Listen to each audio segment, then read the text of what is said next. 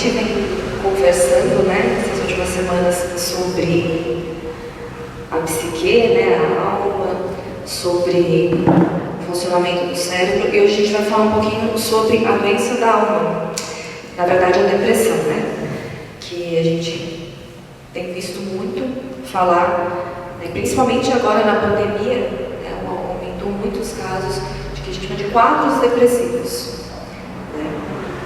E quem esteve aqui no culto domingo vai perceber que o Bruno, né, ele falou bastante sobre a modificação da cultura, né, sobre o quanto isso tem afetado os nossos filhos, a nossa família, a nossa vida. E isso é justamente um ponto, né, que influencia na questão dos estágios depressivos, do aumento dos casos de depressão. Então, se quiser passar os slides antes mais para vocês acompanharem, depois a gente vai disponibilizar, tá? Para que vocês tenham também o conteúdo. Só para a gente expor um pouquinho a situação, o panorama da sociedade, né? Para a gente entender um pouquinho como que isso tem influenciado a nossa vida, né? Na vida das pessoas que estão à nossa volta. Então, o que aconteceu com a modificação, né, que aconteceu na comunidade durante o passar do tempo? Antigamente, vocês vão, né, se recordar, e provavelmente quem não foi dessa época, né, vai perceber que antigamente, que eu falo não precisa ser tantos anos atrás, mas vocês podiam perceber que a gente tinha um trabalho mais manual. A gente tinha muito mais coisas para fazer. Eu lembro do meu pai chegar, né, do trabalho sempre muito cansado, sempre muito exausto, porque era um trabalho bastante manual. O que acontece? Com o passar do tempo, isso foi aumentando, a tecnologia foi aumentando, e a gente teve mais automação e menos esforço físico. Então a gente teve uma alteração do contexto social. O tempo que antes a gente utilizava para fazer as coisas foi diminuindo. E esse tempo que sobrou, né, o que acontece? Esse tempo que sobrou fez a gente começar a perceber outras coisas, a perceber outras faltas. Então provavelmente você vai falar assim, olha, lá atrás, né, a minha avó, a minha avó, não falava sobre depressão. Não falava mesmo. Não tinha, primeiro que não se sabia sobre o assunto, né? A gente já conversou aqui que o estudo é muito recente, né? Segundo, que não se tinha tempo, né? Com bastante filho para criar, né? Até tinha muitos quadros depressivos, né? Tinha muita gente que sofria disso, mas não sabia nem como lidar, e também não tinha tempo dentro da correria do dia a dia para perceber, para notar essa tristeza. Então não sabia nem como lidar. Falava assim, não, isso não existe. Não, isso é frescura. Provavelmente. E isso nem é tão antigo assim. Muita gente não deve ter ouvido isso, né? Então, o que acontece? A depressão, né, muitas vezes o estágio depressivo, ela também é por uma ausência de propósito. Então, se vocês vão perceber na Bíblia, a gente tem um exemplo de Ana. Então, a tristeza, né, a dor da alma, ela não nasceu agora, ela sempre existiu. E a Bíblia já falava sobre isso. Ana, quando ela vai orar, que ela fala que ela está muito triste, e até que o sacerdote acha que ela está bêbada, que ela está desesperada. Por quê? Porque ela não tinha filhos. E naquela época, uma mulher que não tinha filhos não tinha propósito. Ela não tinha razão de existência. Então ela vivia sempre olhando para a Penina, que tirava, né, a sarro dela, que dava ela, né, porque apesar do amor de Eucana, né, do marido dela, não era suficiente, ela tinha essa ausência de propósito, tá? Outro exemplo muito claro na Bíblia de depressão é Davi. É só você olhar o salmo de depressão, não, mas de falar da tristeza da alma. É só você olhar o salmo de Davi, né? Fala-se muito sobre Asaf também, a depressão de Asaf. Então, se você olhar o salmo, você vai ver Davi falando assim, a minha alma está entristecida, né? A minha alma, né, está entristecida até a dor de morte. Então, você fala assim, nossa, e Davi conhecia Deus. Só que ele falava do que ele sentia para Deus. E falava várias vezes, né?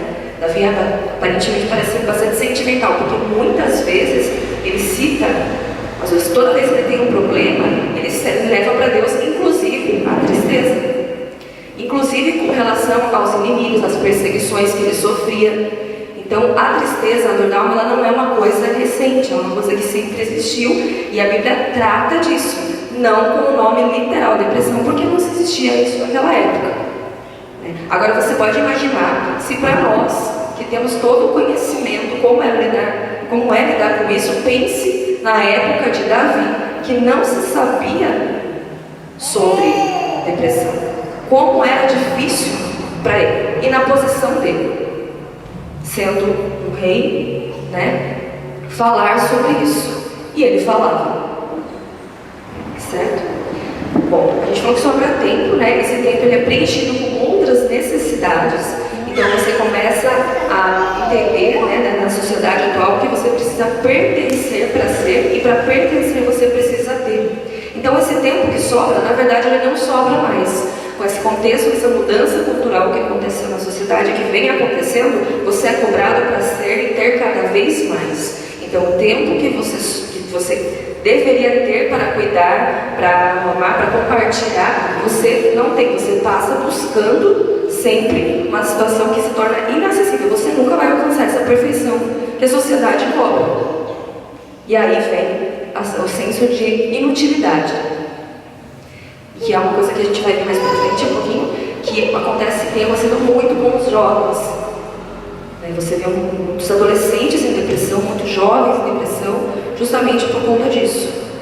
Por conta dessa ausência de propósito, dessa falta de conhecimento de si mesmo, essa perda de identidade, e dessa dificuldade de entender o seu propósito, a sua razão de existir, que não está naquilo que a sociedade prega, que você sempre vai ter que ter algo, ou ser algo melhor para pertencer. Você nunca vai alcançar. É um jogo que você nunca vai ganhar. E essa é a intenção do diabo mesmo. Pode passar.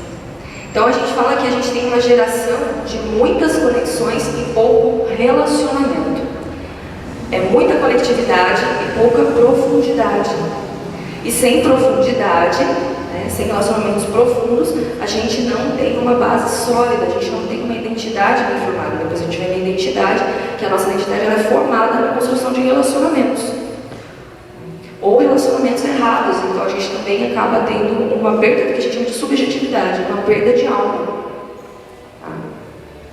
Carpe diem, que é a cultura de você ter que ser feliz a qualquer custo, então você não pode mais ser triste, você não pode mais ter problema. Se torna errado, você tem que estar feliz o tempo todo, 24 horas. Se você não está feliz, você tem alguma coisa errada com você. Faça o que te faz bem. Todo mundo já deve ter ouvido, tem inúmeras propagandas sobre isso. Só que é engraçado que quando a gente estuda felicidade na ciência, é justamente o oposto. A felicidade, primeiro que a gente não consegue nem mensurar.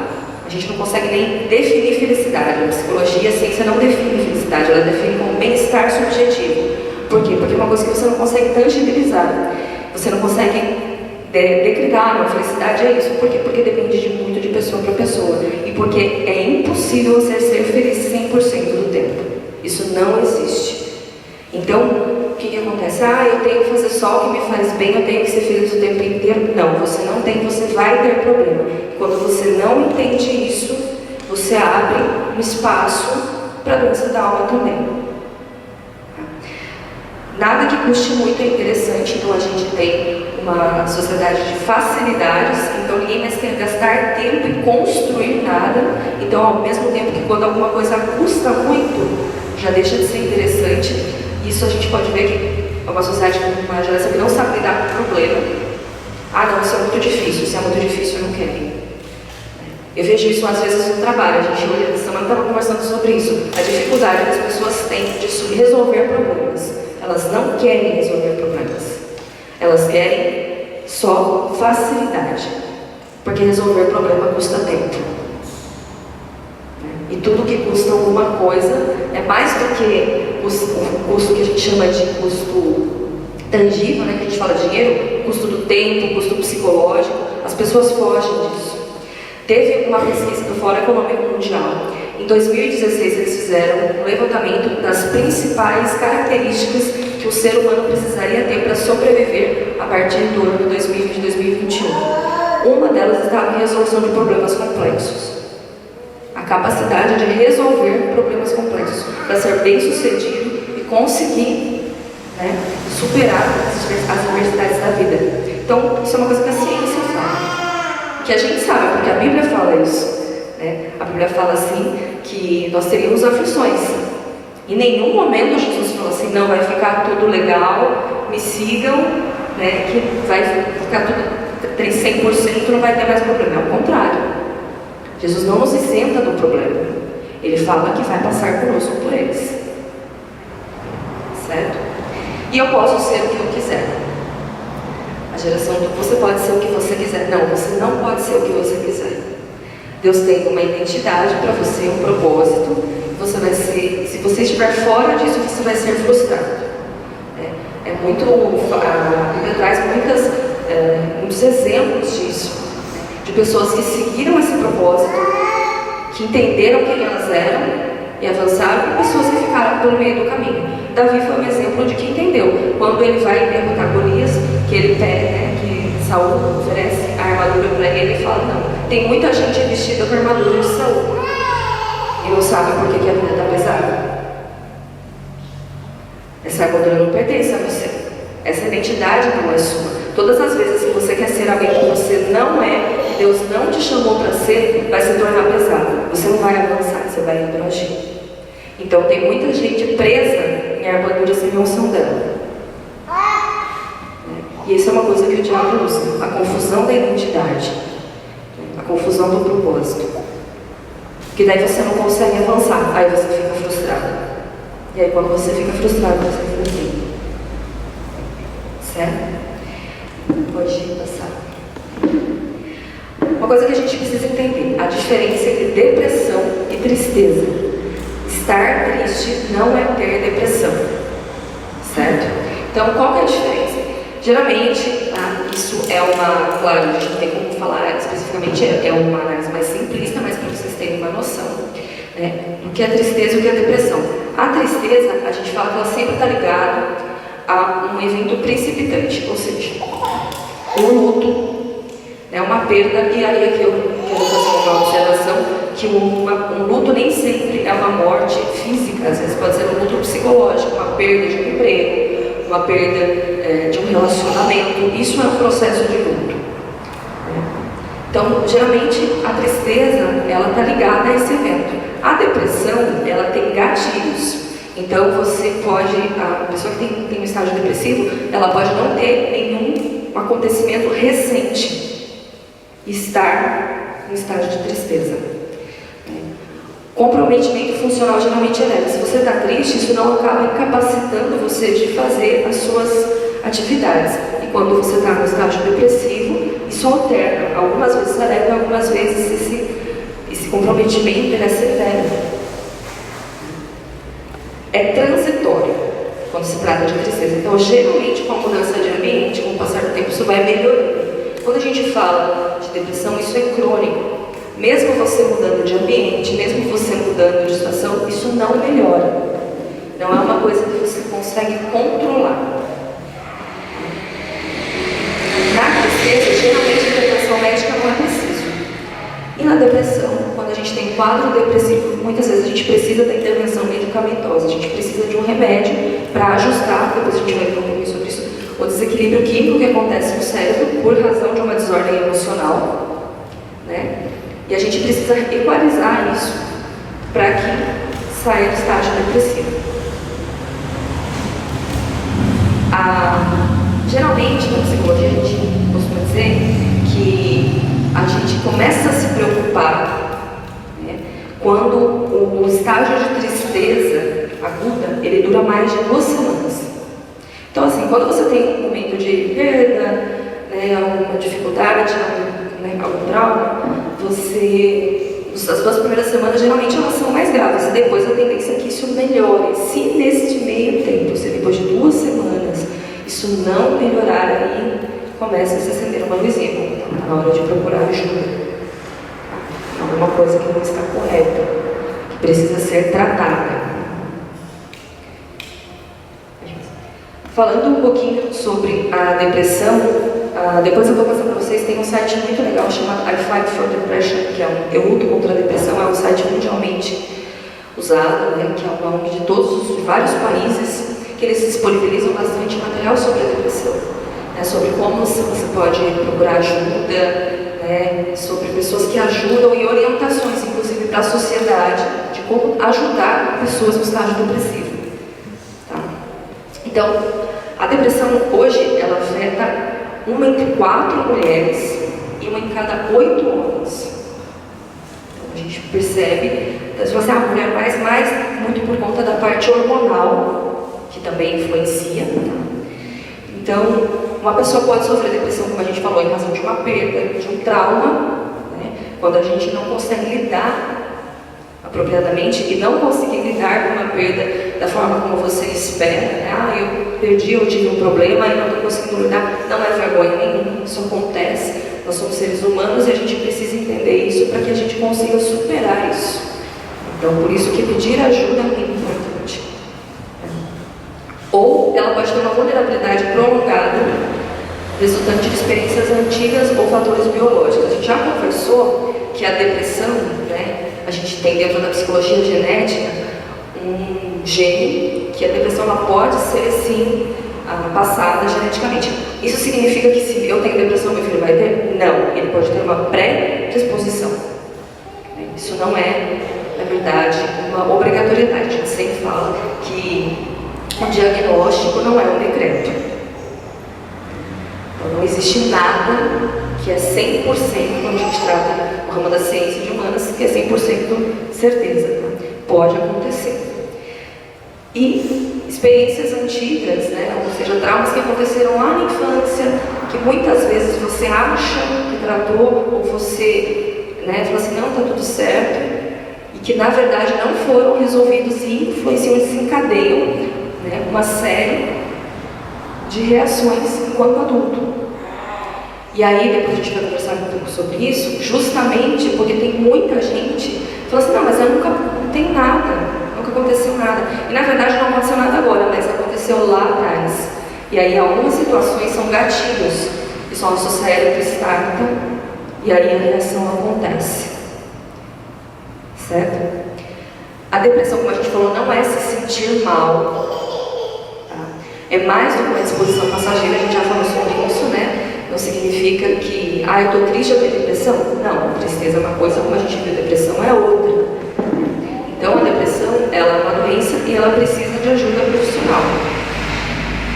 A gente precisa, no estágio depressivo, além da terapia, que a gente vai perceber que conversando é que a gente consegue descobrir muitas das coisas, a raiz de muitas coisas. A gente precisa do medicamento algumas vezes para que ocorra aquele ajuste de equilíbrio químico no cérebro. E não é fácil de distinguir muitas vezes o sentimento de tristeza e uma perturbação depressiva, como a gente falou. A gente começa a acender uma luzinha se o período de tristeza é muito grande ou se ele é recorrente. Então assim, você percebe que você tem situações ou períodos que você fica triste, né, por muito tempo sem causa aparente. Tem alguma coisa que precisa ser resolvida aí. Alguns sinais que a gente fala de depressão: a perda de interesse, de alegria, de proximidade. Então, isso são sintomas chaves da depressão. Isso afeta todas as áreas da vida, inclusive a ligação com Deus. Então, a gente precisa desmistificar que quem é de Deus, né, quem tem Jesus, não tem depressão, não tem tristeza. Isso não existe. O que acontece é que Jesus nos ajuda, né? Nós temos um apoio, nós temos a solução da causa do problema em Cristo. Amém. Então, a gente vai perceber que se for um trauma, né, se for algum luto, né, a Bíblia tem resposta para todas as coisas. Amém. Então, é sempre uma tríade, né? Em algumas situações, o medicamento, a terapia e Cristo. As coisas caminham juntas. Certo? Pode passar. Então, para vocês entenderem um pouquinho o que acontece no cérebro quando a gente está num estágio depressivo. Então, quando o cérebro detecta uma situação de estresse, ele fica em alerta. Aqui eu coloquei nomes nessa estrutura só para vocês, né, saberem, mas o que acontece? O cérebro fica em alerta e ele começa a emitir sinais químicos para o seu corpo, dizendo assim, olha, tem alguma coisa errada acontecendo. Você precisa se proteger. E o seu corpo começa a liberar adrenalina, cortisol, que são, né, hormônios. E aí ele começa seu coração bate mais rápido, você perde. Quem já teve crise de pânico sabe, né, as reações da síndrome do pânico, que é uma sensação de quase morte, é isso que acontece. Você perde, você tem falta de ar, né, você fica tenso, os seus sentidos ficam aguçados, você tem dificuldade de digestão, então você pode perceber que algumas pessoas que têm depressão, elas têm ou um aumento de apetite ou uma redução de apetite considerável por conta disso, né? Provavelmente problemas de estômago, né? Isso é muito comum, é um dos órgãos que mais que mais é afetado dentro de um estágio depressivo, é o estômago, é um dos primeiros sinais que tem alguma coisa errada. Se você fica nervoso, está dor de estômago, tudo, é um dos primeiros sinais que o seu corpo está te dando que você precisa aprender a lidar com essa situação de forma melhor. Depois que isso passa, que essa sensação do seu cérebro passa, então não é. Os níveis de hormônio caem. Mas o que acontece? Se essas crises forem muito frequentes, né, o seu cérebro vai ficar fazendo isso constantemente. Isso vai, né, dilapidando o seu sistema imunológico, a sua imunidade vai caindo. Então, muitas vezes a depressão ela também vem acompanhada de outras doenças por conta disso. Então, sempre, pense que você está sempre em estado de alerta, sempre com medo de alguma coisa.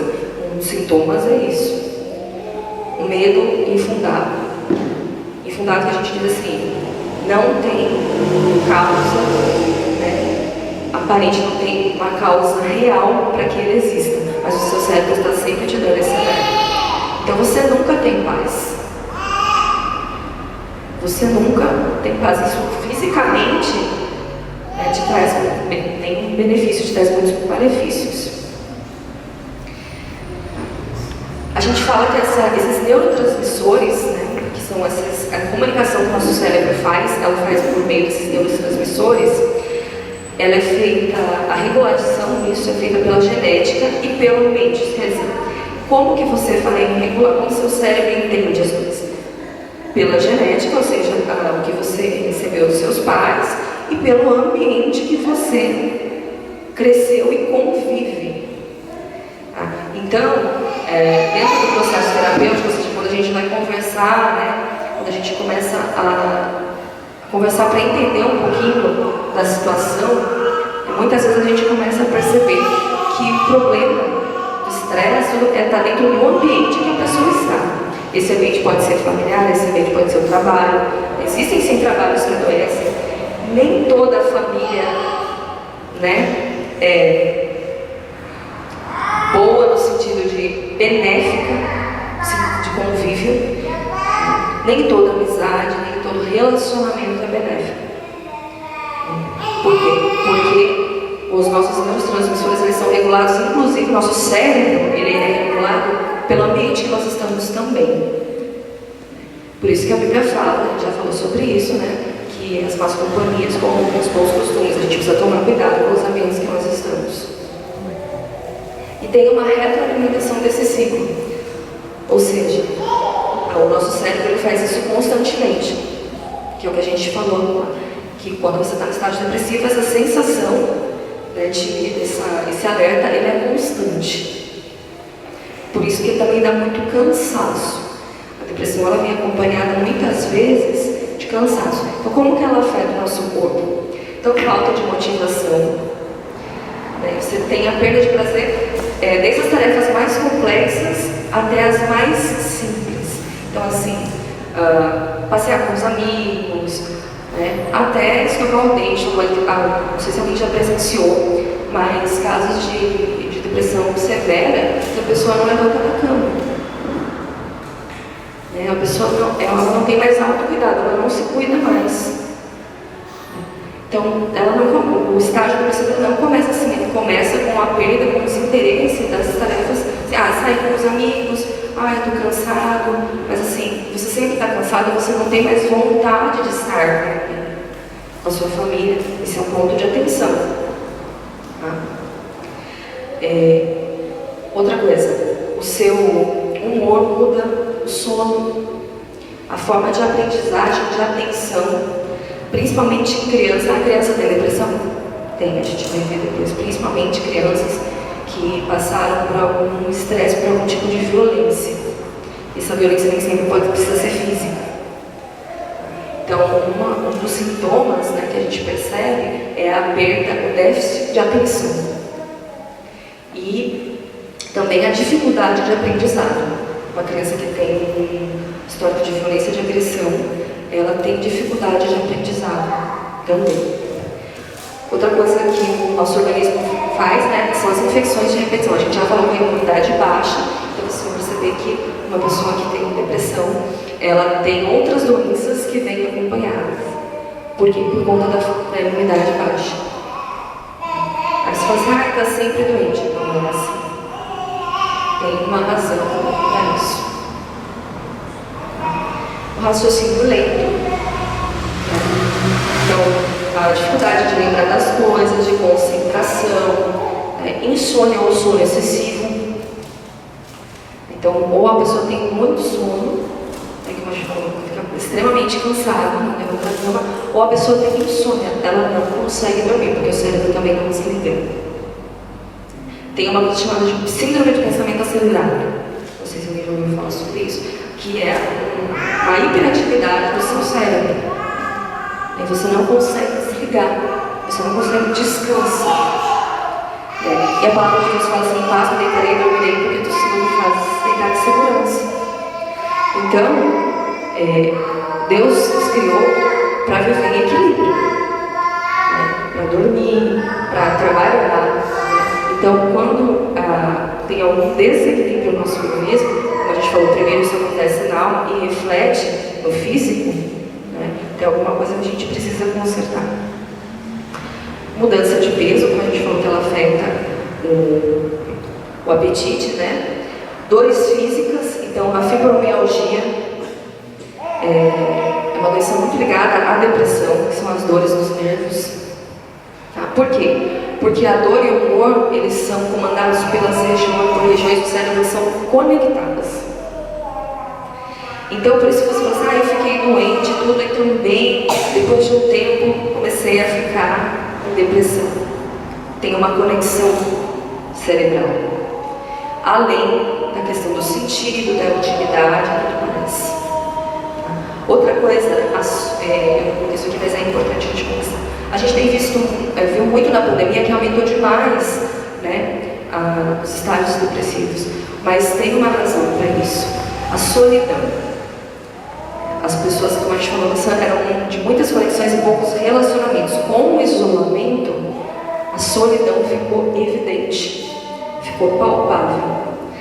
E o cérebro entende a solidão da mesma forma que a dor física. É da mesma forma que o seu cérebro interpreta isso. Interessante. A sensação de dor é a mesma, a leitura que ele faz. Por isso que quando a gente tem abandono e a gente fala de violência, né, de rejeição, é a mesma sensação. Por isso que uma criança que é abandonada, ou quando você sofre um processo de abandono, esse abandono muitas vezes não precisa ser físico, ele pode ser emocional, ou seja, a pessoa pode estar presente, mas só não está presente emocionalmente. A sensação que você tem, como o seu cérebro lê isso, é da mesma forma da dor física, de uma agressão física. Por isso que a dor é tão palpável. Outra coisa, a alteração de humor. Então, outro mito que a gente tem é que quem tem depressão está sempre triste. Nem sempre. Existem tipos de depressão. Tá? Ela pode ser bipolaridade, ansiedade, psicose. Nem sempre ela vai ser melancólica. Então, às vezes você fala assim, infelizmente, né, a gente vê algumas notícias de pessoas que se suicidaram. Nossa, mas ela não parecia que ela estava mal.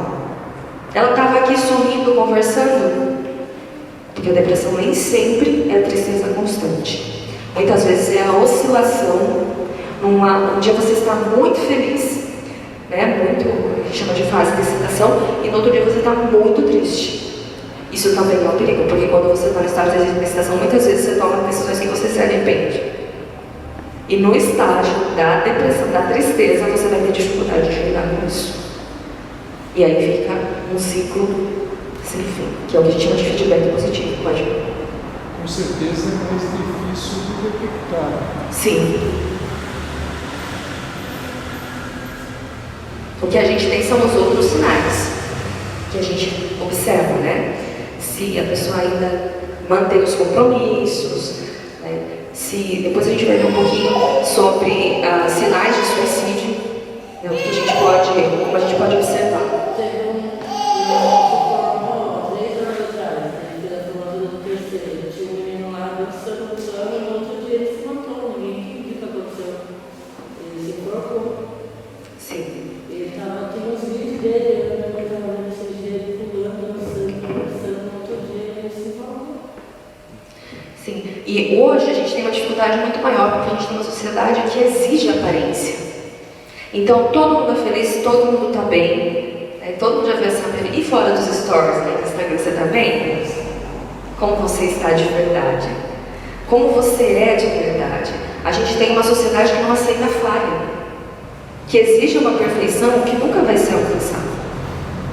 Então, você tem dificuldade de conhecer realmente as pessoas. Essa falta de relacionamento profundo é um problema até para ajudar, porque a gente muitas vezes não tem acesso.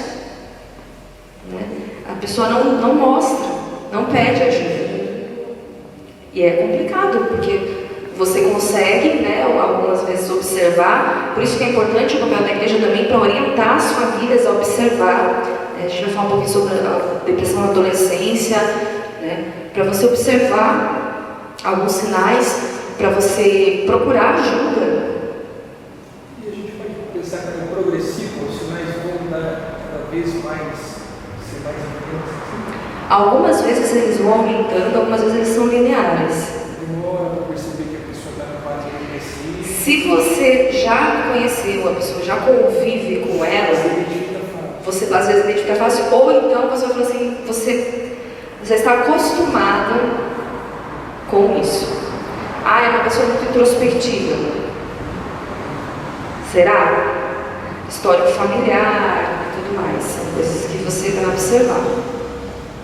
Acontece muitas vezes que aconteceu nesse tempo passado, não sei se foi antes da pandemia, da pessoa envelhecer, se aposenta, aí ele está numa vida normal, nunca tem um histórico de violência, aí de repente ele pratica uma violência com a mulher dele, velhinha, aconteceu aqui no filho, né? E deu uma maitorada na cabeça da mulher, matou a mulher, ele se matou, não conseguiu. Você vem no histórico? Isso aí, ou é do momento que ele parou, ele deu um stop no tempo dele e não conseguiu assimilar essa parada com o movimento dele. Né?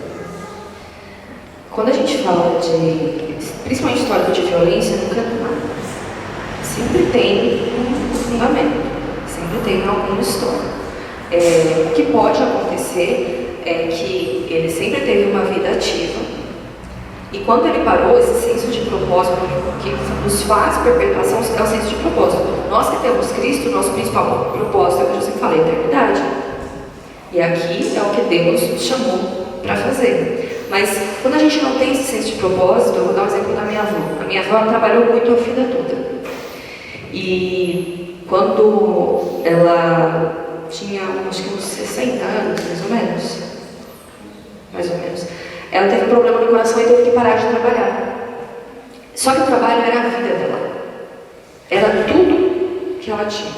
Ela tinha família e tudo, mas assim, o senso de propósito dela era o trabalho. Era onde ela se realizava. Ela trabalhava assim. E aí a gente começou ela ficou doente. Ela teve um problema no coração, não pôde mais trabalhar, o médico aposentou ela. Tudo. Isso foi lá mais ou menos em 98.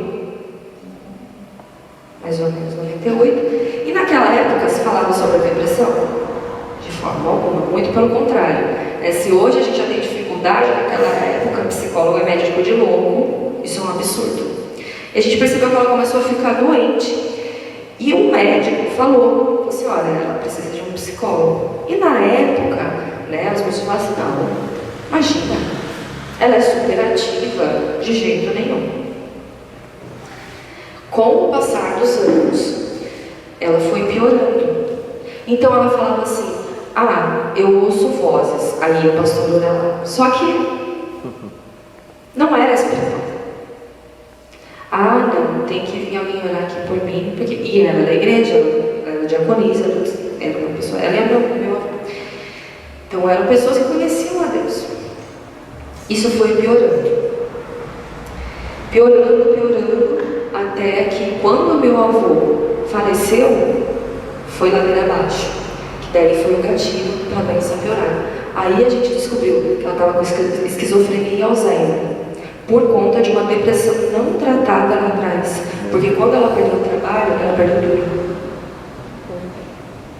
Então ela perdeu o senso de vida dela, o propósito de vida dela.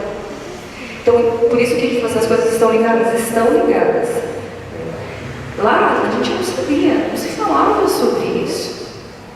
Depois, quando a gente, quando ela foi diagnosticada com Alzheimer e tudo mais, com esquizofrenia, que a gente percebeu que o médico falou, olha, isso aqui teve uma origem lá atrás, de uma coisa que não foi tratada. Então, assim, pode acontecer que ele teve um problema por conta da mudança na sobriedade, e de repente isso teve um gatilho e startou alguma doença mental, e ele fez isso. Pode ser espiritual.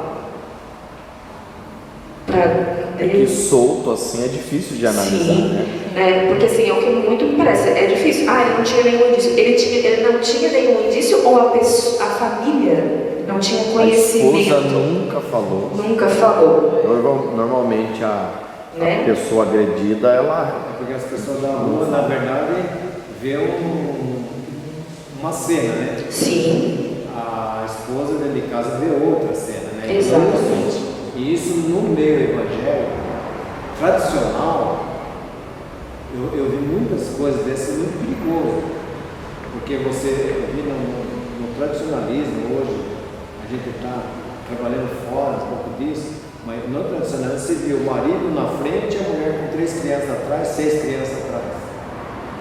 Quer dizer, ele não é nem para pegar a menorzinha para carregar na cola, ele pegava. Era aqui assim, terninho de gravata, e estou indo para a igreja. Mas a mulher ficava lá atrás. Então, dentro da igreja ele era uma coisa. Aí pintava aquela história dentro de casa, como era esse homem dentro de casa. Né? Então, isso, acredito que dentro do meio cristão, acarretou muitos problemas. Né? Problema de afastamento da igreja, problema de afastamento de julgamentos perigosos, e isso pode ter acarretado na velhice das pessoas. Né? A mulher, quando chega ali na frente, de repente ela começa a ter, ou a filha cresce, começa, mãe, assim, começa a abrir, ela começa a muito diferente. Poxa vida, o que eu fiz da minha vida? Aí, em vez de melhorar ela, derruba a pessoa. O que eu fiz? Eu fiquei aqui, servindo meu marido, tentando agradar a Deus, mas eu estava agradando a Deus? E, como já falou, a gente não conhece, pode ser que, o que acontece? É uma pessoa violenta. Não, ele é só muito irritado. E estava sempre fora de casa, trabalhando, então não tinha, não é. Uma pessoa que é violenta, a violência ela nunca é a resposta, isso não existe. Se você tem um histórico de violência, se você tem dificuldade de controlar, você precisa procurar ajuda. É uma coisa errada. Primeiro, ajuda do seu pastor. E segundo, ajuda, em alguns casos, ajuda psicológica. Isso não é normal. Existe o espírito de ira? Existe. Mas a Bíblia fala, não deis lugar ao diabo. Então, não dá para...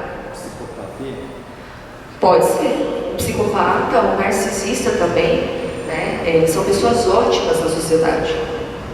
Você nunca vai desconfiar. Até porque eles precisam disso para se manter e para fazer novas vítimas. Mas se eles forem maus o tempo todo, nunca vão conseguir prejudicar mais ninguém. E eles sobrevivem disso. Então pode ser. Normal não é. Né? Não dá para falar, um dia acordei e decidi dar uma martelada na minha esposa. Peraí, né? Se essa moda pega, né? Não tem sentido. Como a gente falou, isso que a gente está fazendo é importante. A gente precisa começar a olhar para isso, observar para isso. E de forma mais contundente. Até para a igreja poder se posicionar. Falando um pouquinho sobre, né, a gente está falando de observar tudo sobre depressão, eu queria falar um pouquinho sobre depressão na adolescência. A gente tem muitos, quase adolescentes aqui na igreja, e provavelmente você conhece um adolescente, e tem sido muito grande o número, né, de adolescentes em depressão. E adolescentes dentro da igreja, não são adolescentes fora da igreja. Então, o que acontece? Primeiro que na adolescência, o cérebro ele já passa por uma mudança muito grande. Nas fases, né, de desenvolvimento cerebral, o primeiro desenvolvimento muito grande do cérebro é até os 2 anos, e depois esse desenvolvimento, novamente, né, que a gente chama de boom, acontece na adolescência. Tá? Então, é na adolescência que são formadas, né, tem as mudanças que acontecem nas áreas do cérebro que são responsáveis pelo autocontrole, pelo discernimento, as emoções e a organização. Então você pode reparar que todo adolescente ele tem as emoções meio bagunçadas, ele está em fase de formação. Esse desenvolvimento cerebral está acontecendo. Tá? Então, o que a gente chama nesse período de poda sináptica. O que é isso? O seu cérebro ele faz ajustes. Aquilo que você aprendeu e serve, ele mantém. Aquilo que não serve, ele tira e constrói a sua consciência a partir de então. Tá?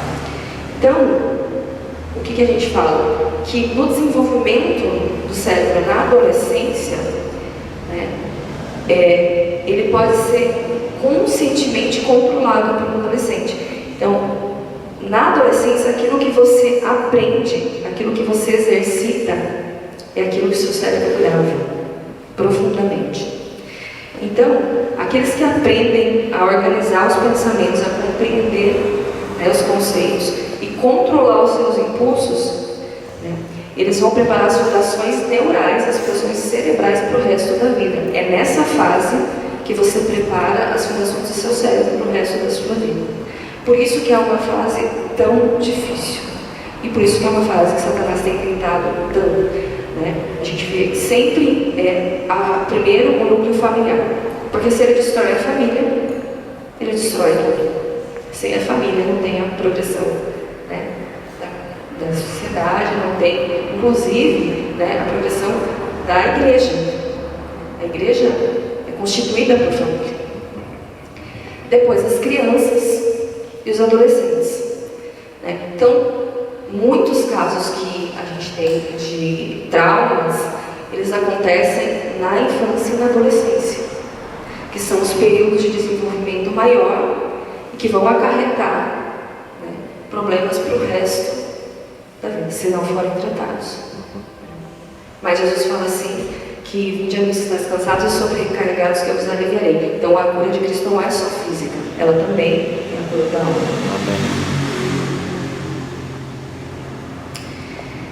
Então, com relação à depressão na adolescência, como a gente já falou que é uma fase de desenvolvimento, né, de maturação, é um período de grande alteração, né, e também um aumento da capacidade de conhecimento e raciocínio. E do ponto de vista social, né, é um período de preparação para que o futuro adulto, né, porque o adolescente assume os papéis da sociedade.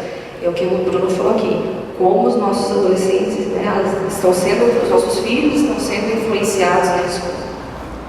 Que já é justamente para que essa construção, né, essa ideologia seja perpetuada. Quando você vive sob uma ideologia, os seus comportamentos vão ser reflexo disso.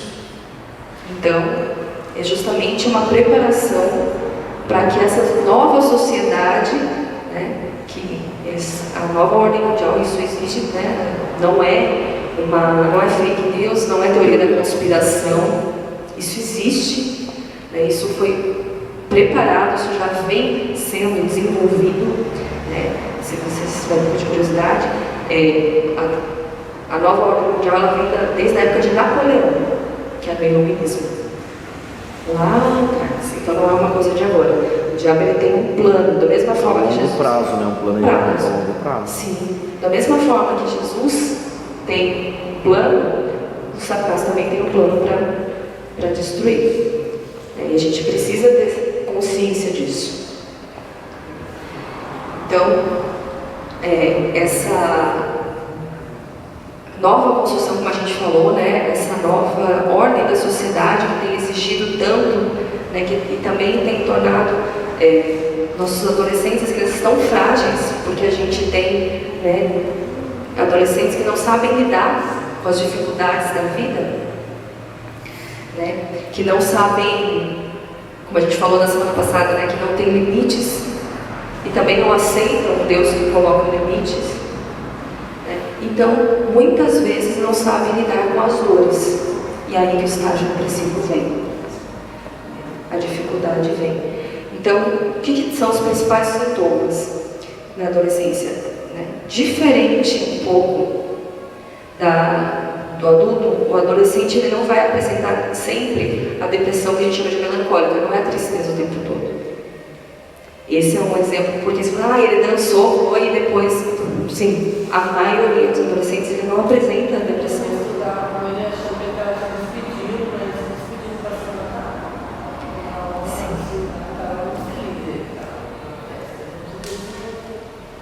Exatamente, então muitas.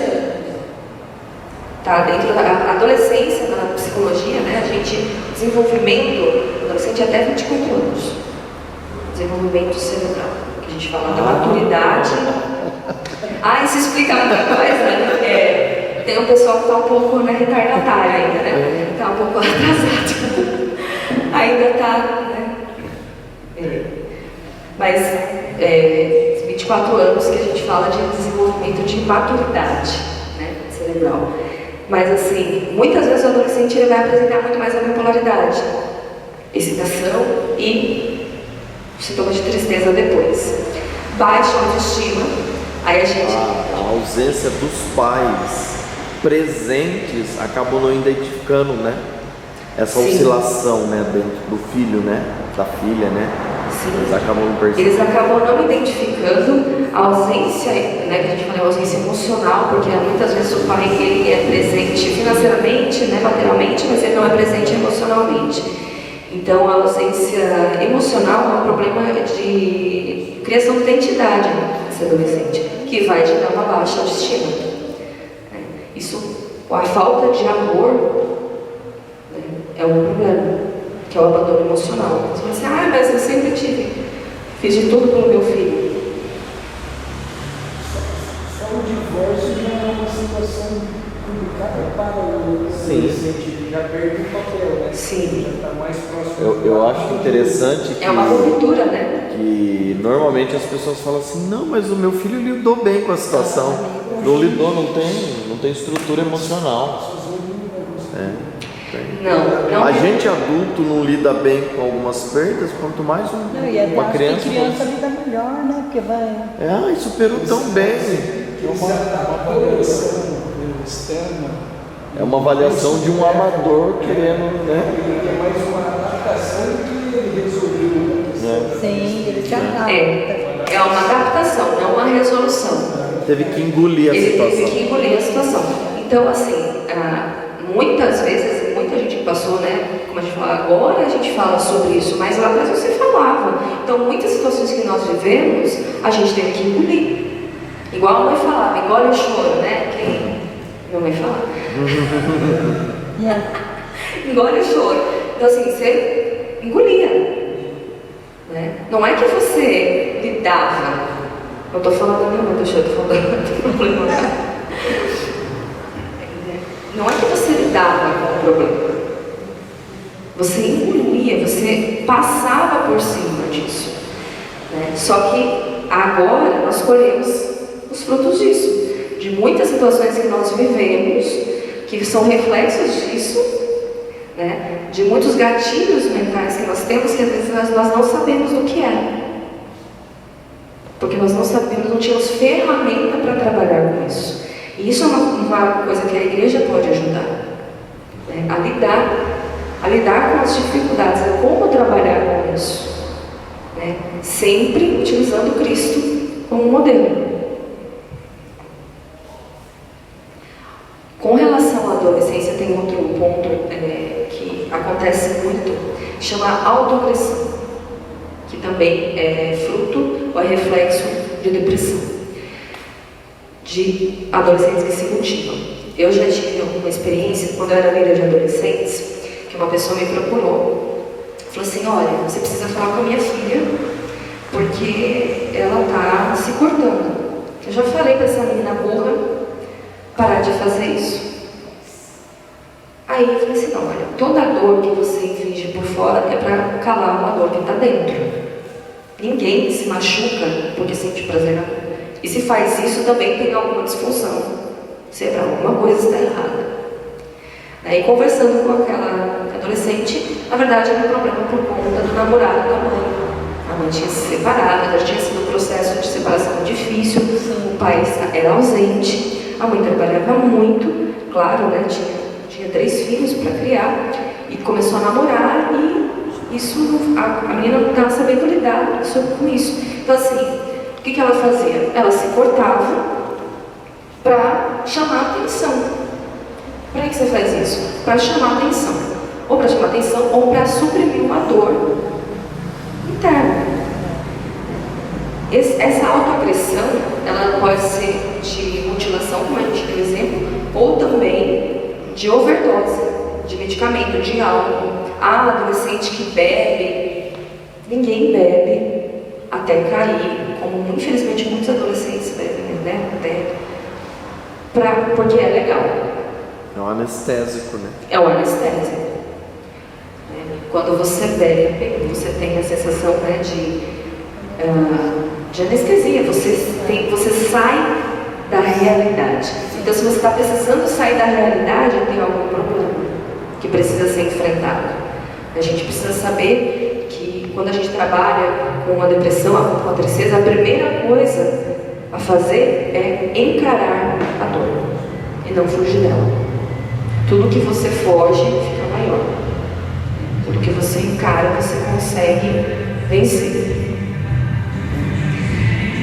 Então, o que a gente precisa? Precisa falar sobre o problema e precisa de ajuda especializada. Se você conhece um adolescente, se você conhece uma família que está passando por isso, precisa de ajuda especializada.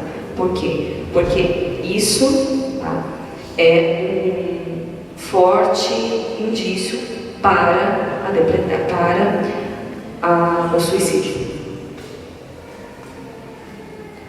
Então, se você conhece, por favor, oriente essa família a procurar ajuda. Ela precisa de ajuda de um psiquiatra. E aí é um familiar, não é só o que a gente né?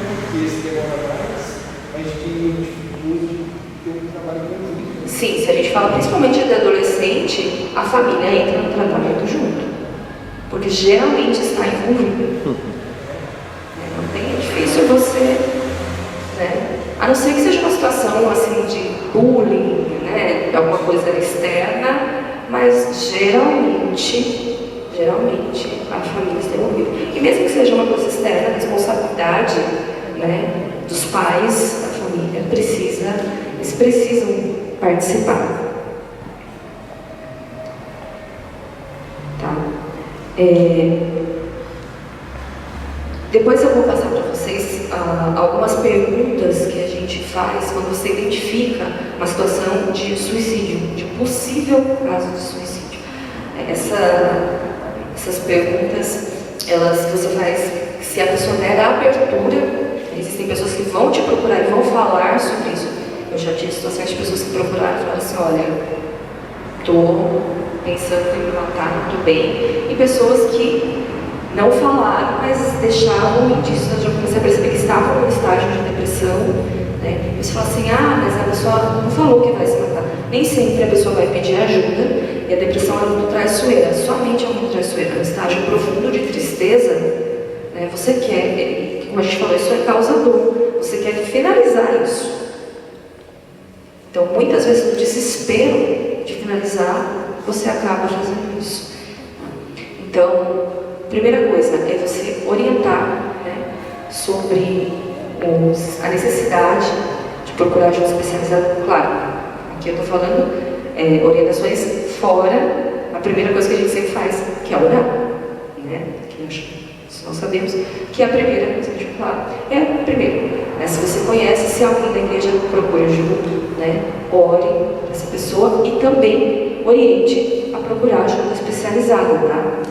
Aconselhe pessoas da família. Ele pediu para guardar segredo. Não existe segredo disso. Tá? Não existe segredo. Se você está vendo que uma pessoa não está bem, né, fale com algum familiar, né, de confiança. De confiança, né? Eu não estou bem porque meu marido me bate. Daí você vai lá e conta pro marido. Não. Né? Ter sabedoria. Procure alguém de confiança para conversar. Falar assim, olha, nós precisamos ajudá-la porque ela não está bem. Tá?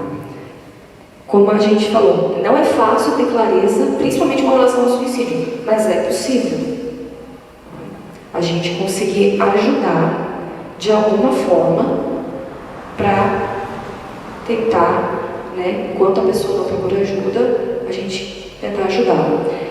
Uma coisa que a gente faz, ganhar tempo. Então, geralmente a gente conversa e sempre conversa. Se você sabe que tem um amigo em depressão, se você sabe que tem alguém que não está bem, você está vendo que tem uma possibilidade, né, que tem alguma coisa que está errada, liga, conversa. Geralmente, o risco, né, de suicídio ele não é permanente. A pessoa que pensa em suicídio, ela está pensando isso 24 horas por dia, mas ela vai ter momentos. Então, se você está identificando, fica com a pessoa. Vai. Ou vai ter que procurar um familiar e falar assim, olha, gruda nela. Pelo menos até que essa situação mais crítica termine. Tá? Escute com atenção. Não ofereça soluções. O que acontece? Diferente do que as pessoas falam, quando você está no estágio de depressão, não fique falando sobre o problema. É ao contrário, você precisa falar sobre o problema. Falar cura. Por isso que Jesus deixou a comunhão, deixou a igreja, porque o relacionamento, falar, traz cura. Por isso que a psicoterapia é tão importante. Eu vou lá para ficar falando com o psicólogo? Não, você vai para falar do problema e ele vai te ajudar a identificar o que está acontecendo. A razão disso. E peça ajuda adicional. Se você falar assim, nossa, não dá para envolver nenhum familiar, então um amigo muito próximo, alguém de confiança dessa pessoa que possa ajudá-lo com isso. Certo? Falando um pouco ainda disso, né, além do risco de suicídio, sobre os traumas. A gente já falou que uma das razões da depressão, né, além de situações que acontecem recentes, que a gente tem dificuldade de lidar, são situações que já ocorreram e que a gente considera eventos traumáticos. Então, o que acontece? O que é trauma? É qualquer situação que você viveu ou que você vivenciou, tá, que ameaçou de alguma forma a sua vida ou aquelas pessoas que você ama, que são ligadas a você. Às vezes, você não sofreu nenhuma agressão, mas você viu alguém sendo agredido. A filha que vê a mãe apanhando do pai, né? Ou filho, ou você presenciou alguma situação, né, de violência, além de violência do pai e mãe. Então isso causa trauma também. Abuso sexual, abuso psicológico, abuso físico, ou seja, violência, se você apanhou demais, né? Tudo isso causa trauma. E crianças vítimas de abuso, ou seja, quando você sofre um abuso na infância e na adolescência, você tem a probabilidade de apresentar uma variedade, né, de transtornos que a gente chama de psicopatológicos, né? O transtorno de estresse pós-traumático é o mais comum, ou seja, a pessoa ela não vai lidar bem com isso, ela vai engolir, mas isso vai gerar gatilhos. Aí vem a depressão, a síndrome do pânico, né, a crise de ansiedade, transtorno de déficit de atenção, hiperatividade, transtornos alimentares, delinquência muitas vezes e abuso de substâncias químicas. Então assim, déficit de atenção pode ser em razão de violência, de agressão? Pode. Pode ser em razão de abuso sexual? Pode. De abuso psicológico? Sim. Então, crianças que passaram por isso podem ter esse reflexo. Só na infância? Não. Vão carregar isso durante a vida adulta. E muitas vezes, é o que a gente falou, a gente não vai lembrar disso. Por quê?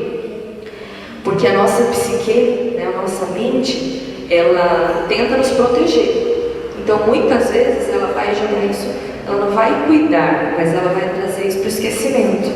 Ou seja, para você não ficar lembrando continuamente para aquilo não te machucar. Só que o seu consciente está lá trabalhando com isso. Então, toda vez que você passar uma situação de estresse, seu cérebro vai gerar um gatilho. Aí vem, ou vem crise de ansiedade, ou síndrome do pânico, ou estágio depressivo.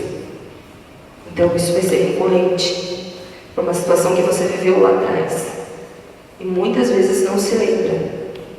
Tá?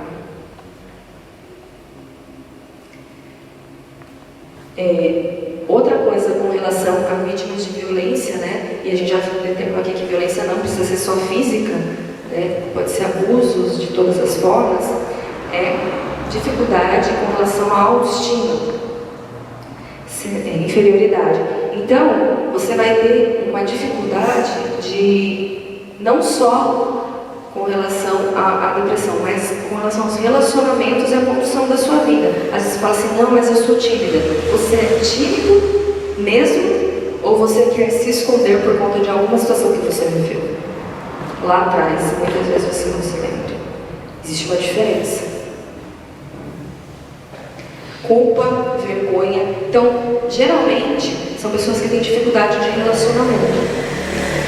Ou, principalmente quando a gente fala de abuso sexual, ou, dá um exemplo de mulheres, né? Ou vão se relacionar com vários homens, de forma descartável, ou não vão se relacionar com ninguém. Ou vão partir para o homossexualismo. Extremos, né? São extremos. A mesma situação de padrão de relacionamento. Uma criança, um adolescente que viveu num lar onde a violência era constante, ela vai entender isso como linguagem de amor e vai reproduzir. Ou ela vai ser violenta, ou ela vai aceitar se submeter a relações violentas, porque esse é o padrão de amor que ela conhece. E aí isso retroalimenta todo esse sistema. Então são pessoas que também têm grande probabilidade de ter depressão. Com relação ao abuso, muitas vezes uma pessoa que foi abusada na infância, além, né, do estresse pós-traumático, das dificuldades da síndrome de inferioridade, né, da dificuldade de relacionamento que ela vai ter, ela também vai muitas vezes ter situações de depressão constantes, de medo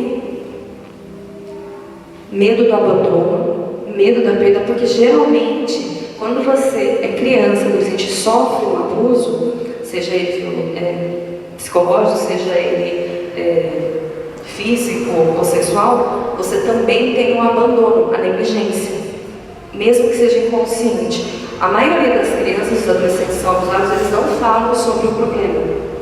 Primeiro porque tem medo, segundo porque não sabem como lidar. E muitos dos que falam, se não tem a justiça, se não tem a sensação da justiça, eles se consideram abandonados. Então existe um abandono emocional, uma rejeição. Então essa pessoa sempre se sente rejeitada, abandonada. Como ela já foi abandonada, muitas vezes ela tem medo de ser abandonada de novo. Então ela vai ter um medo excessivo de perder. Muita insegurança, um medo exagerado. O medo, na verdade, muitas das coisas que nós vivemos, ele tem origem no medo. E é uma arma que Satanás usa para te aprisionar. Porque quando você tem medo de alguma coisa, você entrega a chave da sua vida para essa coisa. Aquilo te controla. Por isso que a Bíblia fala que o perfeito amor lança fora todo medo. Qual é a resposta para isso? É a aceitação de Cristo. Você não foi abandonado. Amém. Eu posso falar porque eu vivi. Quando me perguntaram uma vez, falaram assim: nossa, mas você continua acreditando em Deus? Onde Deus estava? Deus estava lá. Mas as pessoas têm escolha. Então eu preciso entender que as pessoas têm escolhas e elas escolheram fazer isso. Mas Deus estava lá. Amém. Ele sempre esteve lá. Deus nunca abandona. Amém.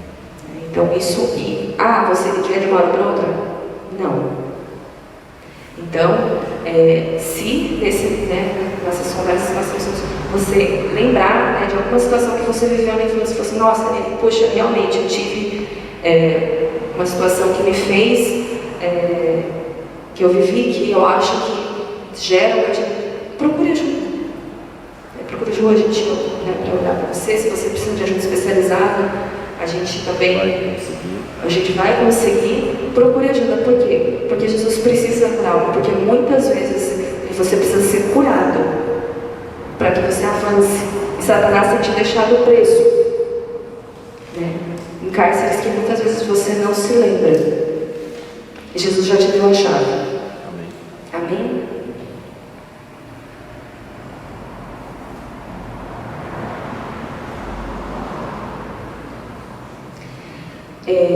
Falando sobre esses cárceres, sobre essas prisões, como a gente falou de depressão, e a depressão é um cárcere da alma, a gente fala que a doença da alma, a maioria das vezes, dos traumas que nós sofremos são por pessoas, por relacionamentos, são causados por razão disso.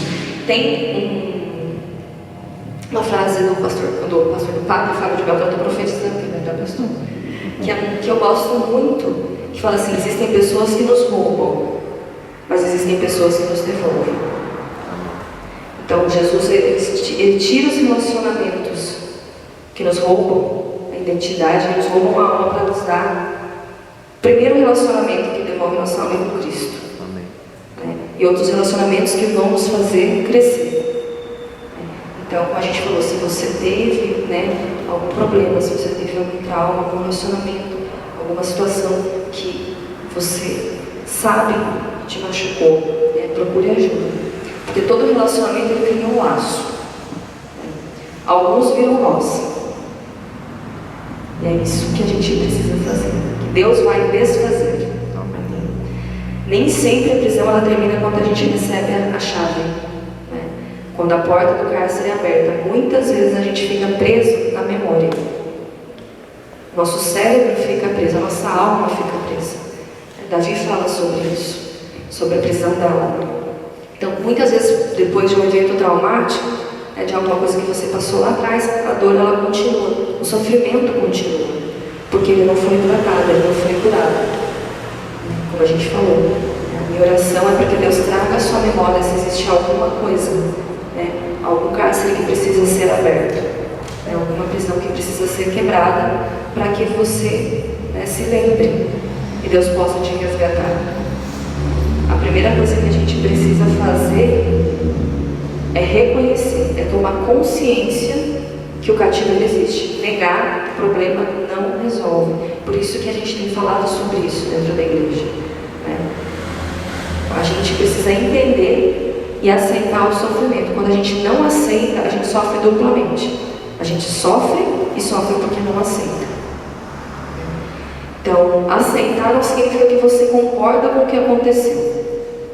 Significa que você entende que isso não vai ter mais poder sobre a sua vida.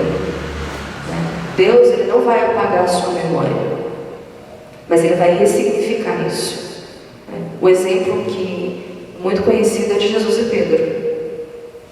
Antes de Pedro iniciar o mistério, Jesus encontra ele na praia, né? E depois dele ter negado a Cristo. Aí você pode imaginar o peso que estava sobre a alma de Pedro, sobre o coração de Pedro de ter negado a Cristo. Eu imagino no lugar dele. Puxa, Pedro certamente não era melancólico, né? Ele devia ser sanguíneo, colérico, porque senão ele não... Uma grande probabilidade de ter se matado. Ou de ter desistido. Ele tentou desistir, mas Jesus foi atrás dele. Jesus não mudou, ele negou a Cristo. Mas Jesus chamou ele de novo. E é isso que Jesus faz. Judas não teve essa postura. Judas, por exemplo. Sim. Mas não sim. Então, Jesus ressignifica. Indo nessa linha de Judas e de Pedro, dá a impressão de que alguns traumas eles não precisam de curas, porque a gente age, vamos dizer assim, deixa eu tentar explicar, a gente age, na verdade, respondendo àquela situação como que uma aversão. Por exemplo, um lar onde houve muita violência, a sua cabeça começa a funcionar, não é isso que eu quero para mim. Então dá a impressão de que o nosso cérebro, ele também tem um dispositivo, vamos dizer assim, de aversão àquilo, e você não vive um trauma. Na verdade, você vai no caminho contrário àquilo. Sim. Correto? Você pode, nem sempre você vai assumir esse padrão, mas que isso influencia de alguma forma, inconscientemente, sim, talvez não nisso, né? Porque toda ação tem uma reação. A Bíblia fala que a gente planta, a gente colhe, é a lei, é o ciclo. Então tudo tem uma consequência. Mas sim, você pode olhar e falar assim, eu não quero isso para a minha vida e vou. Mas nem sempre você vai conseguir evitar, né, que isso reverbere, a gente fala, né, em outras áreas, em outras ações da sua vida, que você fala assim, nossa, mas isso não tem nada a ver. Tem. Né? O seu inconsciente controla as suas ações. Isso significa que eu não tenho controle? Não, não significa, mas significa sim que você influencia. Por isso que Jesus fala que nós temos que ser controlados pelo Espírito. Bem? Você teve um lar agressivo e você faz a opção de isso, não. Sim. Eu não quero isso para minha vida e para minha família. Uma coisa também tem pessoa que lida melhor com as dores e os traumas, né?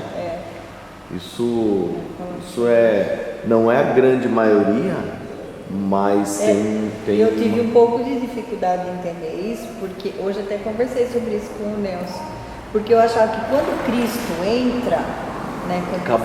Acabou, né? Você... Aquele que está em Cristo é uma nova criatura, as coisas velhas já passaram, tudo se fez, não, acabou. Eu não conseguia entender a pessoa que ficava assim, mas o meu passado, viu? Mas você não aceitou Jesus?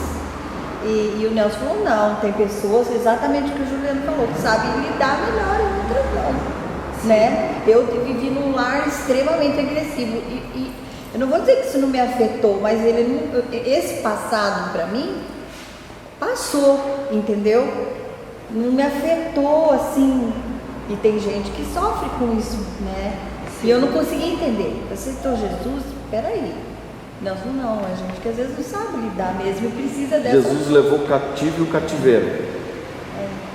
Ele não pega e tira a pessoa do cativeiro, esse sair é da pessoa. Essa ação, né?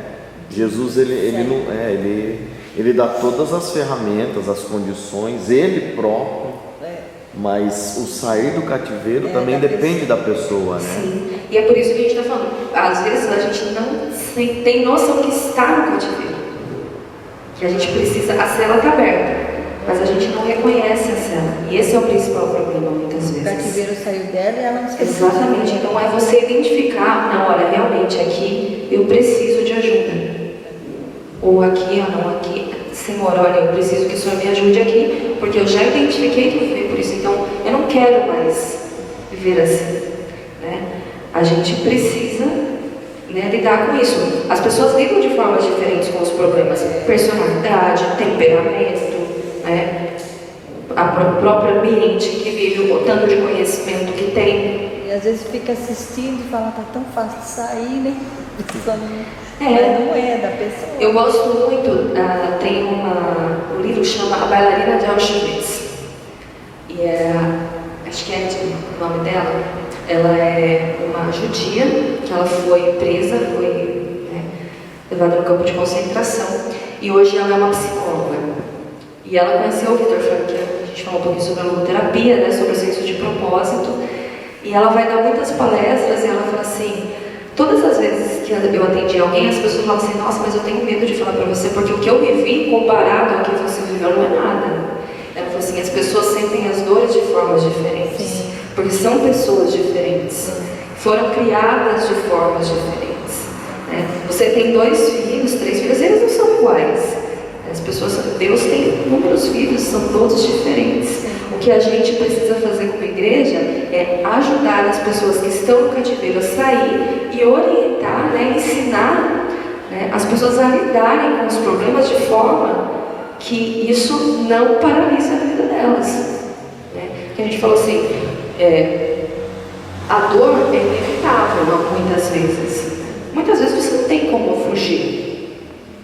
Mas você tem como lidar com isso. Você não muda a situação, mas você consegue mudar.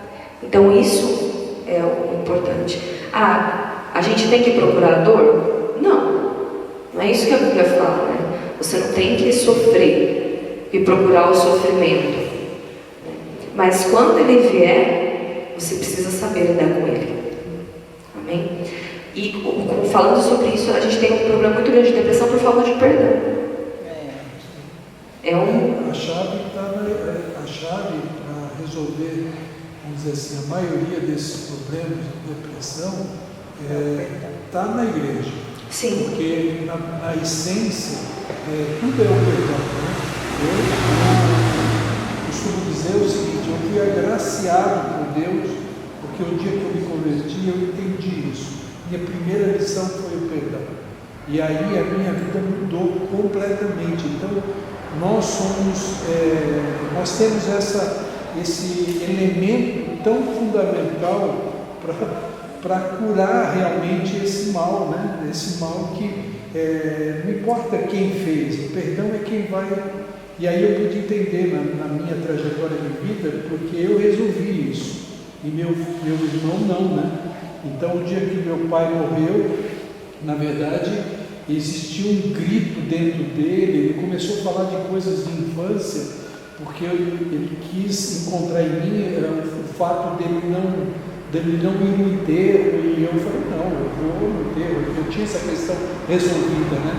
E ele não, eu não vou, e aí ele começou a ter uma crise assustadora de gritar e querer bater a cabeça na parede, porque ele começou a falar de coisas que o pai fez com ele e que ele não aceitava, né? E aí eu, puxa, Deus, que coisa tremenda. E olha como o ser humano precisa do perdão. Né? Você não vai mudar o que aconteceu lá atrás, mas o perdão era a chave para isso. Mas ele muda você, né? Ele muda você. E aí mudou tudo, né? Hoje em dia tem um ramo da psicologia que estuda o perdão. E os benefícios disso dentro da ciência, da medicina, né? A importância disso. Então assim, o perdão primeiro começa por você se auto-perdoar por situações que muitas vezes aconteceram e perdoar o outro também, né? Então você não vai esquecer, você vai lembrar, mas sem sentir a dor da injustiça. Tem uma música que quando eu falei assim, um dos meus principais testemunhos depois de sofrer um relacionamento, né, de um problema de violência doméstica, foi justamente o perdão. Porque era uma coisa que eu orava todos os dias e falava assim, Deus, eu não vou conseguir, né? E hoje eu tenho, né, passo meu coração e falo assim, não tem nada mais que me prenda. E Deus usou essa música para falar comigo, que é uma música da Andrew Day, que fala assim que a misericórdia é a única saída. Ela fala assim que uma parte da música, ela fala assim, eu estou numa jaula, a vingança grita muito alto, mas tem uma voz que me diz, eu ouço misericórdia falando, eu sou a única saída. Então, o perdão é a única saída, não tem outra. Então Deus deixou o perdão não porque você tem que ser bonzinho, mas porque você tem que ser livre. Se você não for livre, você não vai conseguir prosseguir. O perdão, muitas pessoas têm dificuldade de lidar com ele porque eles acham que é uma ação só do indivíduo, é minha. Ninguém consegue perdoar sozinho. Eu preciso do Espírito Santo, porque ele, tudo que ele faz na minha vida, ele me ajuda a perdoar. Eu sempre insisto isso com as pessoas, né? Tem situações que eu oro e a pessoa repete a oração, né? Pedindo para o Espírito Santo ajudar ela a perdoar, porque o indivíduo por si ele não consegue. O seu primeiro senso é de justiça. Né? Não merece. Não merece, é de revidar, é a razão, é a vingança. Só que é o desejo de reparação. Eu conheço pessoas que, na verdade, eu fui um X da questão falando sobre o perdão e isso eu não consigo fazer. Ela não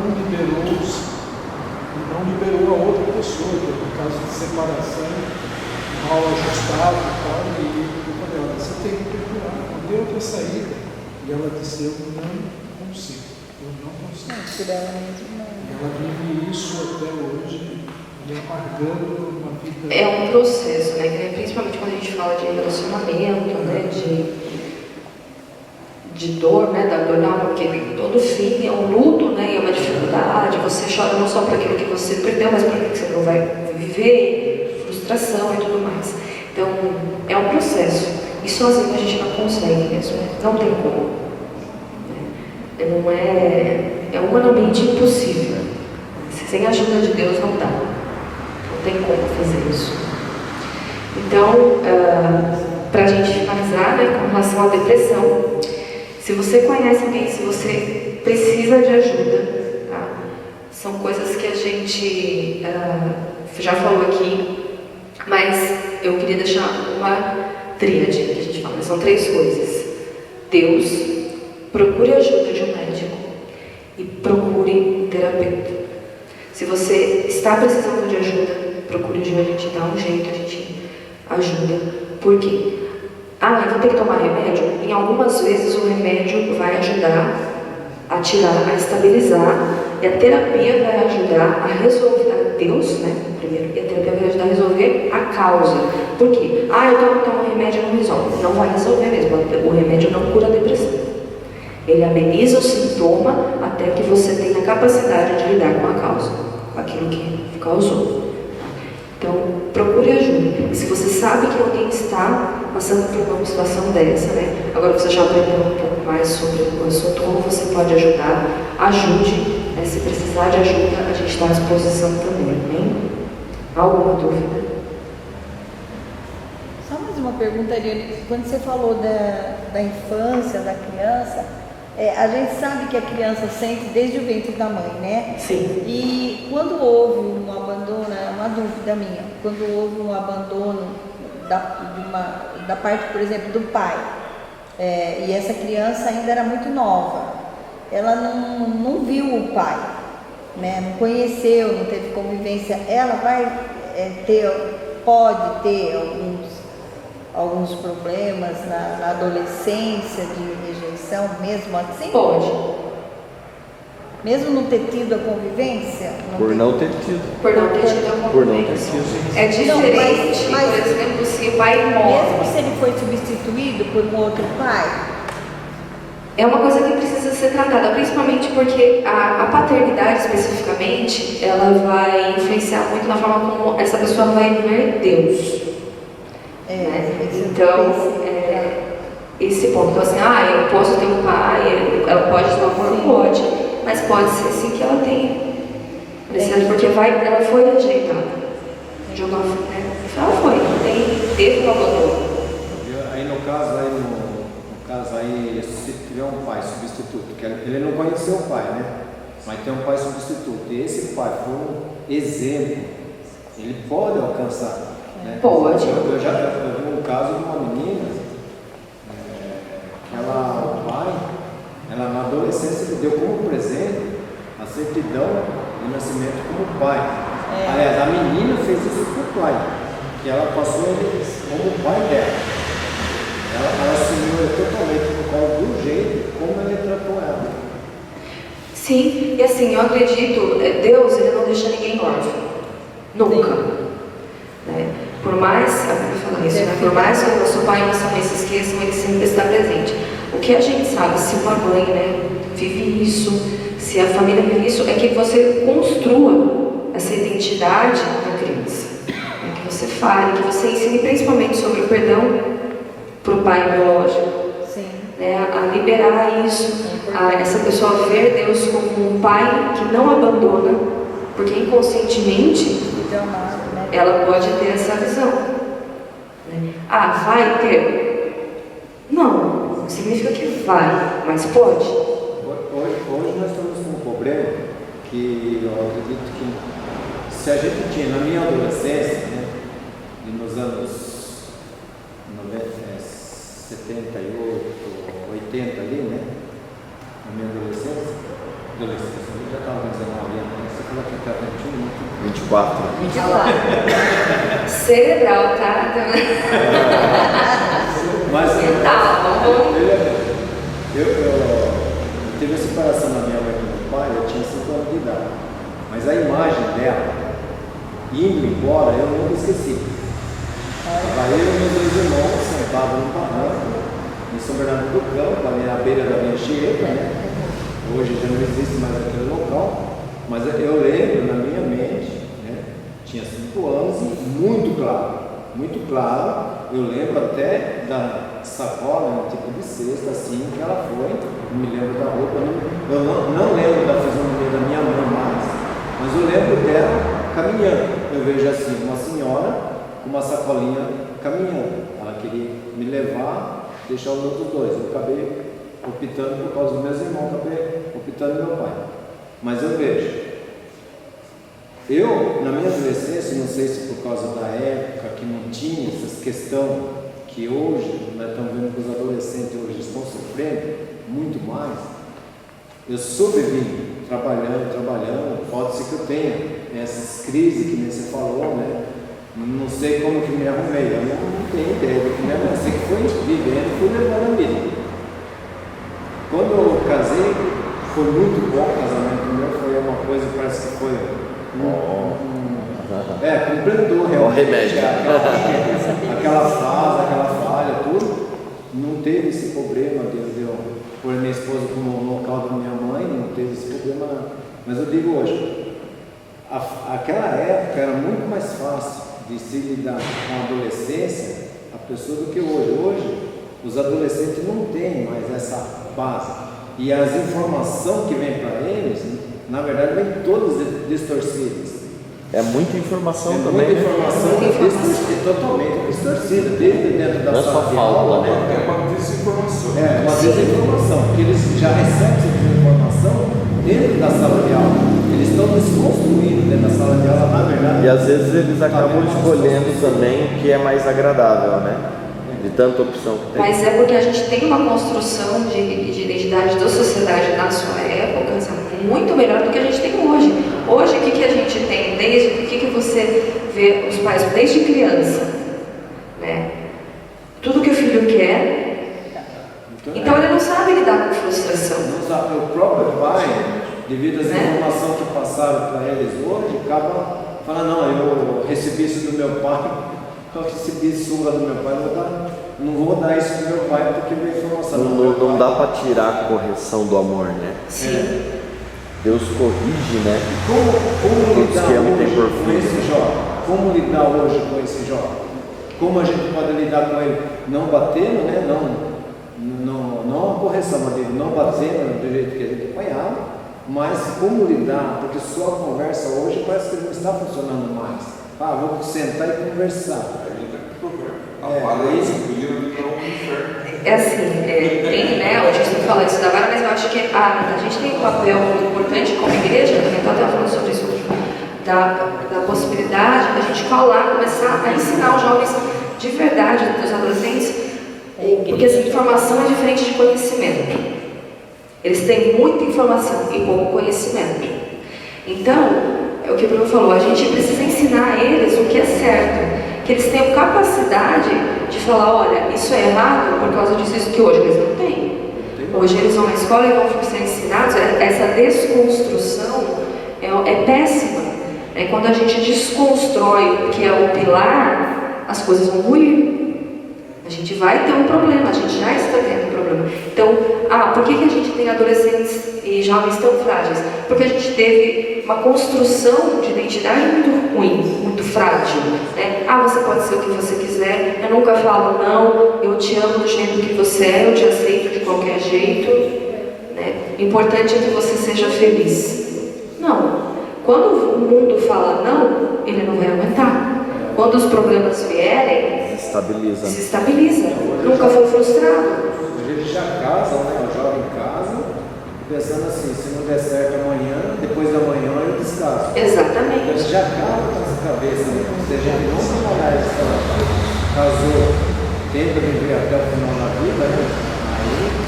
É porque é uma geração da facilidade, tudo é muito fácil, então quando é difícil eu não quero. E a correção também, ela nunca deve ser aplicada antes do ensino. A primeira coisa que deve ser, é um direito da criança, do jovem, de qualquer ser humano, é o aprendizado. Então o que muitas vezes os pais não ensinam no caminho, porque se ensinar no caminho é você estar junto, você fazer junto. Então, bem isso que a Aline falou, deu tudo, mas nunca se deu para o filho, né? Então, isso uma coisa não substitui a outra, né? Aí depois querer aplicar a correção, ela também não vai ter o efeito que deveria. Ele não vai ter respeito, primeiro porque ele não vai ver o exemplo. Né? Então, assim, tem uma frase assim, eu não consigo, né, escutar o que você fala porque eu vejo o que você faz. E a desconstrução é no atacado. Sim. E a construção disso, né, como ele perguntou, como lidar com isso, é um caso a caso, sintoma a sintoma, né? Mas eu acho que aqui a gente pode, como igreja, eu falo como igreja geral, se levantar de uma forma mais efetiva. A igreja se ausentou muito. Né? O que é o comunismo? Porque a gente precisa falar sobre isso. Né? A gente precisa falar sobre o feminismo. Né, esses tempos atrás eu conversando com uma pessoa e falou assim: nossa, você viveu um problema de violência doméstica e não é feminista? Eu falei: não, você sabe de onde surgiu o feminismo? Você sabe quem fundou o feminismo? As feministas, as duas mulheres que fundaram o feminismo, elas foram acusadas e presas por pedofilia. Então, ele não foi um movimento de benefício para as mulheres. Só que as pessoas não ensinam sobre isso. Quem você vê falando sobre isso? E aí você vai na escola e as meninas são ensinadas que homem, né, macho opressor, não presta. E não é assim. Só que não adianta a gente falar o que está errado se a gente não se levantar para falar como é o certo. É aí que a gente falha. A gente não dá ferramenta, né, para a igreja, para os adolescentes, para os jovens, para as crianças, para elas conseguirem lutar e elas conseguirem falar sobre isso. Né? Onde estão os professores cristãos nas escolas? Onde estão os juízes? Né? Os cientistas? A igreja precisa estar lá. O professor da escola dominical, né? Era uma referência na minha adolescência. Hoje você fala isso para um jovem e acha esquisito, né? Não tem essa figura. Estão levantando uma bandeira agora, né, que as empresas, grandes empresas, McDonald's e teve outras empresas aí,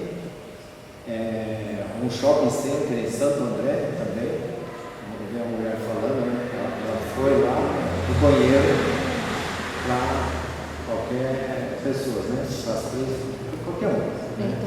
Aí as mulheres reclamaram ali, mas ninguém bateu forte para jogar realmente para quem sabe o que a imprensa, para alguma coisa. A gente vê na rede social, mas a imprensa não vai falar nisso. E não teve alguém para defender esse negócio. Não tem lei para fazer o que eles estão fazendo, de botar banheiro para todo mundo, né? Um banheiro para todos, né? Chamamos de banheiro lá? Todos. Todos, né? Então, mas as empresas, você veja o um shopping, grande shopping de Santo André aplicou, o McDonald's aplicou, e estão fazendo isso para virar para a cabecinha deles que seja normal. Sim. Não vai ser normal para mim nunca, né? Para nós adultos não vai ser normal, mas para os meninos que vai crescendo, eles vão chegar lá na frente lá, não, mas isso é normal, pai, que foi no passado, agora é assim, pai. Entenda aí, pai, entenda aí. Como eu já venho falando, pai, não é desse jeito, é assim, agora é desse jeito. Eu sei que eu não sei mexer no celular como você sabe, mas é assim, né? Então, e as empresas, grandes marcas, grandes nomes que estão trabalhando assim. Então, a igreja hoje tem que gritar para que nossos adolescentes realmente, porque eles são, é como diz o Juliano, nós temos um culto de fim de semana para ser falado, e eles têm o resto da semana para colocar as ideias deles na cabeça das crianças. Se essa criança hoje não tiver lá a arma dele para defender ele lá, ele vai ser sucumbido. Sim. Vai ser sucumbido. Então, realmente, a igreja não é the way, é a igreja mesmo, de verdade, entrar isso aqui. Porque uma coisa que você comentou a respeito que a gente não consegue, nós hoje, é a gente conseguir perdoar nós mesmos, nos perdoar, para que a gente possa enxergar que tudo isso que está acontecendo no mundo não é só um manifesto das coisas que estão para vir, mas nós estamos vivendo um momento ainda aqui, e esse momento a gente não sabe o tempo dele. Então essas coisas têm que se ensinar, porque naquele momento eles terem essa força, né? Sim. E a igreja tem que levantar. Sim. Isso é assumir responsabilidade. Não é só pregar religião. Né? Hoje a gente tem duas situações delicadas. Os adolescentes, jovens, crianças, e um fator que para mim é muito complicado são os pais. Sim. A maior dificuldade não é a criança, o jovem adolescente, é conseguir treinar os corações dos pais a ser uma resposta para os filhos. Essa é uma grande, tem sido. Porque dá trabalho. Quando você fala na igreja, você atinge pouco. E é mais fácil terceirizar. Então, ter filhos é trabalho. Por isso que é trabalho, porque a Bíblia fala que os filhos são como flecha. Mas a flecha, ela não se lança sozinha. Precisa de alguém lançar ela. Esse alguém são os pais. Então, a responsabilidade também do propósito dos seus filhos é sua. Então, você precisa lançar seus filhos, né, as flechas que você tem de forma correta, e dá trabalho. Por isso que, né, quando você é só mãe, só mãe, só pai, não. É o maior trabalho que você tem, é os seus filhos. O primeiro ministério que você tem é a sua casa.